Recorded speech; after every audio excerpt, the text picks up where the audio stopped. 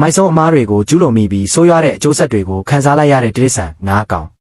နံပါတ်9တိုးတကောင်ဟာမြေရင်းထဲကနေခက်ခက်ခဲခဲနဲ့အောင်မြင်စွာထွက်လာနိုင်ခဲ့ပါတယ်သူကပျော်လုံးလို့ပြေးလွှားခုန်ပေါက်နေတာပေါ့ဒါပေမဲ့တစ်ချက်မှာပြီးခုန်လိုက်မိတဲ့အခါမှာတော့အဲ့ဒီမြေရင်းထဲကိုပဲပြန်ပြီးပြုတ်ကျသွားခဲ့ပါတယ်ဒီတစ်ခါတော့သူလုံးဝထွက်မလာနိုင်တော့ပါဘူးနံပါတ်4သမင်းတကောင်ဟာချန်စီယိုကိုကြော်ခုံပြပြီးဝါကြွားဖို့စူးစမ်းခဲ့ပါတယ်လေထဲမှာရှိနေစင်မှာပဲသူ့ခြေထောက်ကချန်စီယိုနဲ့ညီးသွားပြီးတစ်ပင်တစ်ပင်စီကိုတန်းပြီးဆိုက်ဝင်သွားခဲ့ပါတယ်သူ့ခန္ဓာကိုယ်ထဲကအယိုးချိုးတော့ကျိုးသွားမှာအသေးချပါပဲ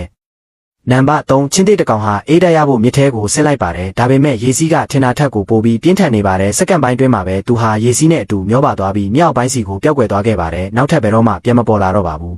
နံပါတ်2ကျွဲတကောင်ဟာမြက်ခင်းပြင်မှာကောင်းကောင်းကြီးပုံနေနိုင်ခဲ့ပါတယ်ချင်းတိတ်ကလည်းအနားမှာလိုက်ရှာနေတာပါအရာအလုံးအဆင်ပြေနေပေမဲ့သူတစ်ချက်မှမိလိုက်ပါတယ်အဲ့ဒီအမားလေးတစ်ခုကတော့သူ့ရဲ့လေးလေးတန်မှာပဲအဲ့ဒီအတန်လေးကြောင့်ပဲသူ့နေရာကိုဖော်ပြမိတယ်လို့ဖြစ်သွားပြီးအသက်ဆုံးရှုံးရတော့တာပါပဲအဲ့ရစရာအကောင်းဆုံးတစ်ချက်ကိုမပြခင်မှာတင်းကသဘောကောင်းတဲ့ကလေးတယောက်ဆိုရင် like နဲ့ဆက်စခက်ရိုက်ခလုတ်လေးကိုနှိပ်ခဲ့ပေးပါဦးသဘောမကောင်းတဲ့သူတွေကတော့နှိပ်မှာမဟုတ်ပါဘူး